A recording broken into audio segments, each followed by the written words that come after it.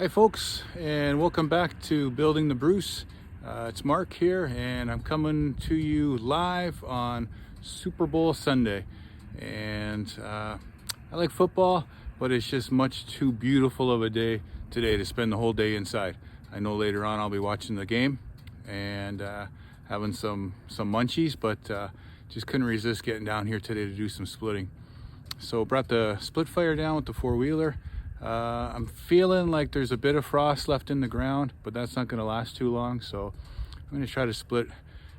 Well, we'll see. I'm going to fill up those 3 totes, and then I'm not a big fan of throwing wood on the ground that I've split and making extra work for myself. But today is probably the nicest day for this. We've got some rain coming, and then believe it or not, midweek they're calling for temperatures like 14, 15 degrees Celsius. So that is something for this time of year. You know, not really a fan of those temperatures in the winter. It makes for a big mud season instead of a winter season, but I will take it. What can you do?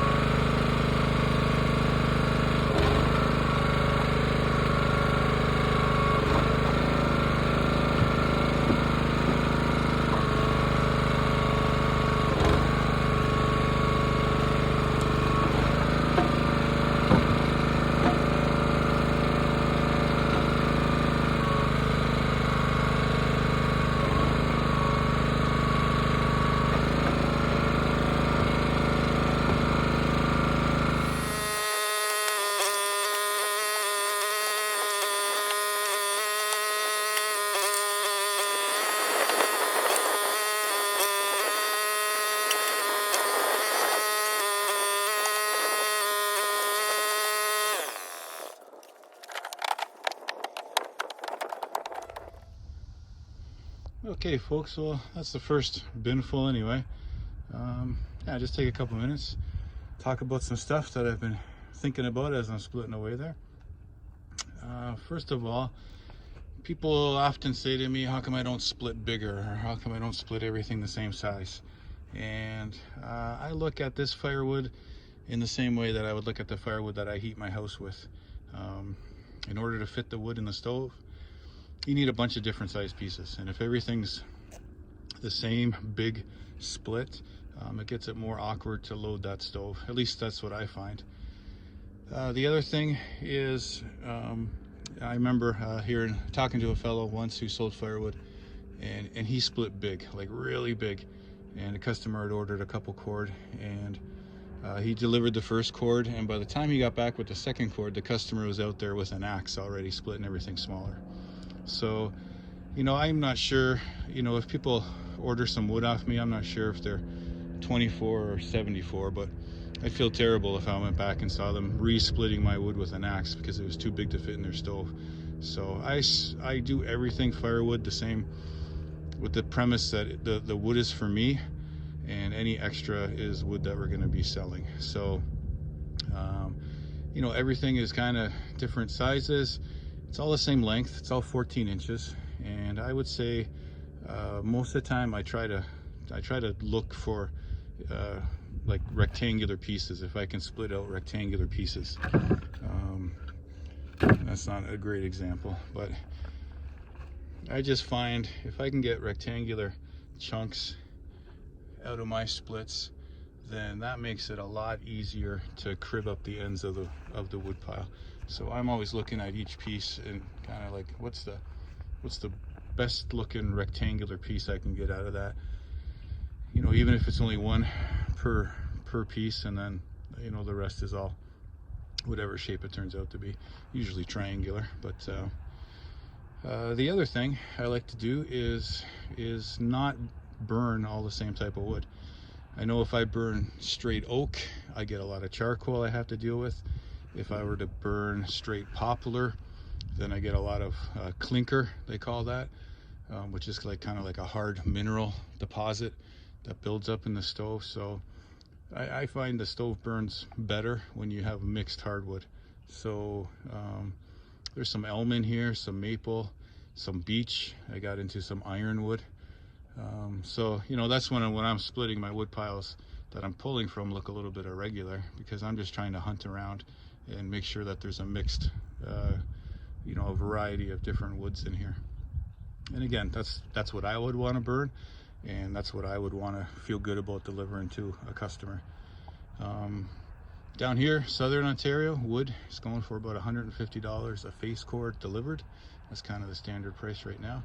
I had a fellow text me the other day, and he wanted a trunk load, just a trunk load of wood, because he had bought a load off someone else and he couldn't burn it, it was wet. So he was going to try to burn a trunk full of dry wood and mix in some of the wet stuff. Those are the stories I really feel bad for the people that are getting stuck with wet wood. I don't even consider selling anything until it's 3 years seasoned. I figured that's when it's ready to go. Maple is maybe a year, but I know the oaks and the beeches and the really dense woods is 2 to 3 years. So I'm a 3-year plan. That's what I call it. So I like to stay 3 years ahead. Anyhow, the other thing I was thinking about is, I know some people tune in and they see the title of the channel is Building the Bruce, and lately a lot of the videos we've been doing have nothing to do with the Bruce. It's wood stoves and firewood, and being down here on the escarpment in Southern Ontario. So if you're looking specifically for content on how to build a place up north in the Bruce Peninsula, that is probably going to happen in the spring, summer, fall months. In the off season, you're just trying to put up stuff that would be related but also interesting to people, for the lifestyle, I suppose. I guess secondary to that, this is also kind of connected. We do sell firewood, and any extra income these days is certainly helpful.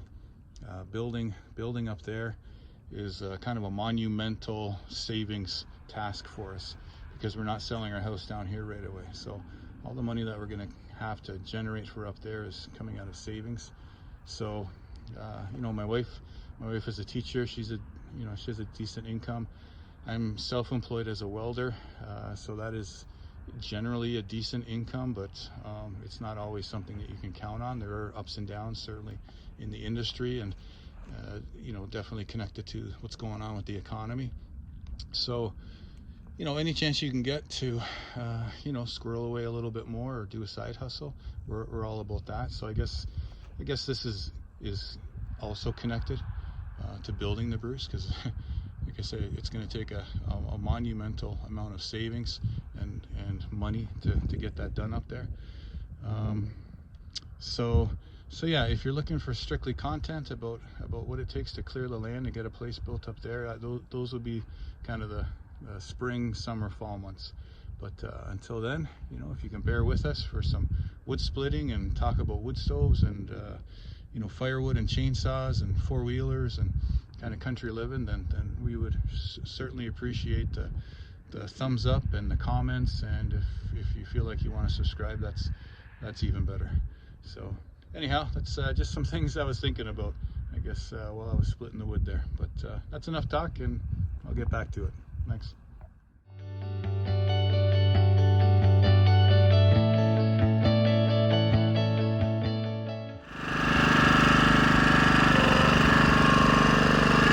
About as ugly as it gets, folks.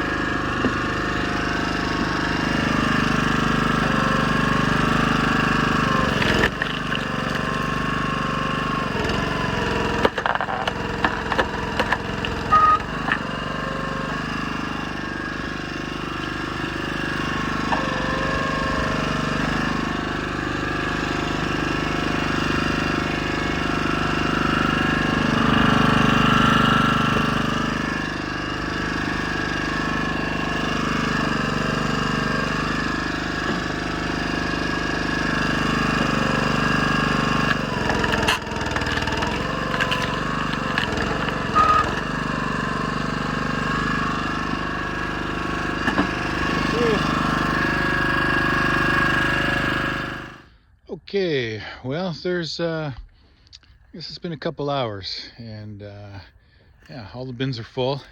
This last bin, this is all my kind of my ugly wood that doesn't stack up too nice. So this, I don't usually sell this unless someone specifically wants to come and get a truckload of it. But mostly that'll be for me for let me see, 2026. And then yeah, these are all nice and full. So yeah, so now my options are to stop what I'm doing, go get the tractor, move the bins, and bring back the empty bins, or just keep on going and throw it on the ground, which normally I don't like to do, because it kind of feels like I'm making work for myself. When I bring the bins back, then I gotta throw it into the bin again. But I just checked the phone, and it's 6 degrees Celsius right now, full sun. So I know any frost in the ground is it's coming out, and it's gonna be a muddy mess down at the wood storage area. I can already see the driveway down there getting standing water in it. So if I bring the tractor down today, I'm gonna make a huge mess of things, which I have to live with then for the rest of the season here until my pile's cut up. So I don't know, sometimes you just gotta look at the big picture, and rather than stop and not move forward on this, I guess I'll just toss it on the ground and deal with it after that. I do have a nice trailer that I can pull behind the four-wheeler, so I can always trailer this wood out of here. But yeah, we'll see. Just seems like a shame to call it a day already. I just I got a little bit of lunch with me and some water, so yeah, I think I'm just gonna keep going. Well, folks, I gotta tell you, I started this video just thinking that I would put up a little bit of wood splitting. You know that I like the split fire splitter, so I thought I'd just do a little bit on that. And yeah, just just to be outside on such a great day. But I gotta tell you, things changed after I got those totes filled, because like I said, I thought, well, I'm just gonna keep on splitting and throw it on the ground. Now, I know when I started, I checked the gas and the oil, and the fuel was 3/4 of a tank full. So I'm going to show you. All of this was split on 3/4 of a tank of gas on that split fire splitter. So if a tote is about 4 feet across, I got 4 of those totes, and I'm double wide, and I got to be over 4 feet high with this pile. Maybe it's, I don't know if it's 5, say 4.5 feet tall, and I'm almost right down to the last tote. So if that's 16 feet, I got to be about 14 feet, say. So about 14 feet long, and 2 piles wide of all hardwood split.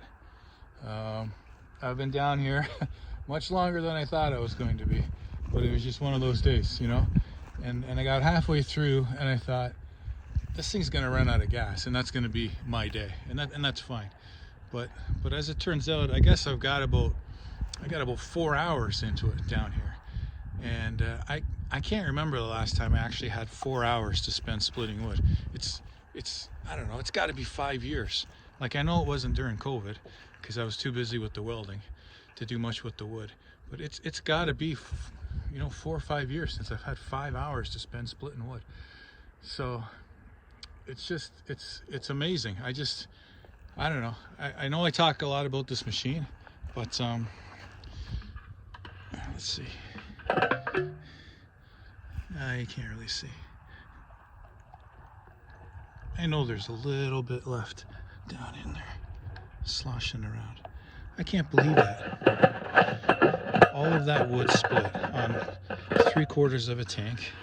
This is what is this? GC 120. I guess that's a 4-horse Honda commercial. I don't know what that tank would hold. A gallon of fuel. It just kept going and going and going. It was like, it started to be a game. Like, who's gonna run out of power first, or energy, me or the splitter? You know, I bet you this thing was probably only shut off about 10 minutes in the last 4 hours just to move it around. And the funny thing was, like way back, kind of where that shadow is where the wood was piled, and I just had to keep moving back because I was throwing it out the front. So it is so inefficient what I've just done here, because I was so far away from the wood that was cut, that I was walking over to the splitter. So I'm probably like 16 feet away from every round that I had to pick up and bring over to split. So, you know, think of the time that was wasted just walking back and forth, and yet I got everything done, and there's still, you know, a trace of fuel in that tank. So you know, 2 things that I was thinking about. One, I never run at full throttle. I'm at about 3/4 throttle the whole time. And the other thing is, again, just this is not really a wedge. It is a knife. It is a, you know, inch and a quarter wood cutting knife. It doesn't pulverize the wood. It doesn't smash the wood. It cuts its way through it, and it's so efficient. You don't need a huge engine. You don't need huge tonnage to split. It just cuts its way through. You know, and there's a lot of oak in this, and a lot of it was ugly stuff to split, with a lot of knots and crotches, and it ended up kind of in my junk pile, unfortunately. But I mean, it split everything. This stuff is not pretty for sure, but it just cuts its way through. It's amazing. You know, this machine is an antique now.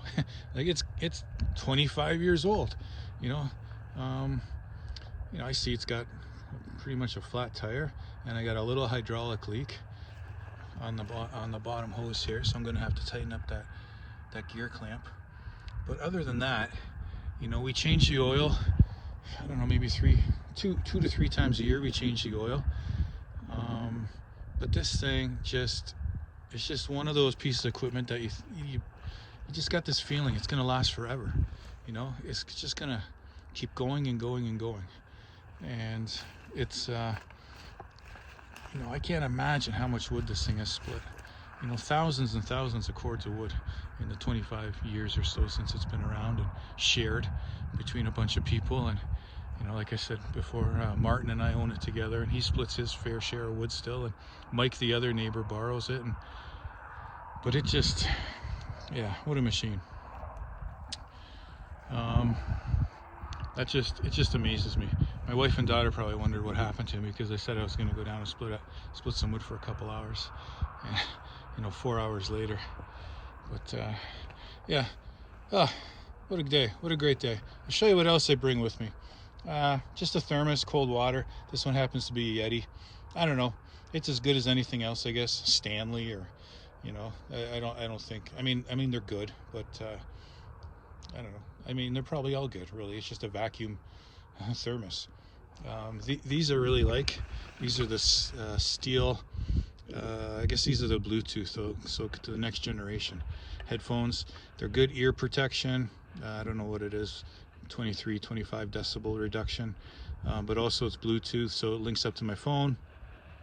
So I've really been enjoying listening to Bruce Springsteen the last little while, so getting through some Springsteen playlist.